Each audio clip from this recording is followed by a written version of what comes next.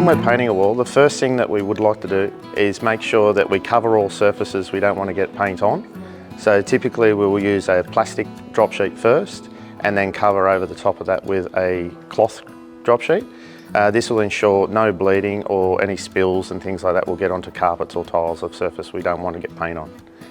When we are doing a feature wall or an area where different paints come together, we typically will be taping the surface.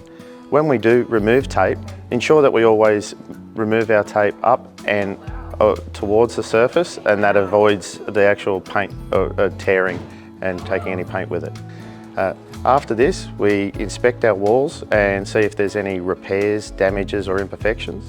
And if there is, we'll then go and patch that with a lightweight filler. After these holes have been filled, we then come through with some 120 or a fine sandpaper, and we block it down to sand it down nice and smooth and ensure that we make sure that imperfections aren't still there. Once we want to move ahead, we use a 63mm or a good sash cutter that allows us to get to cut in both the cornices, down the sides of our walls and along our skirting. This allows us to get nice and tight into those edges and get the roller up to those areas. When we are rolling, what do we want to have a look at getting a good dip and a nice full roller, applying to the wall in a W pattern, and that W pattern ensures that we get a good amount of paint on the wall.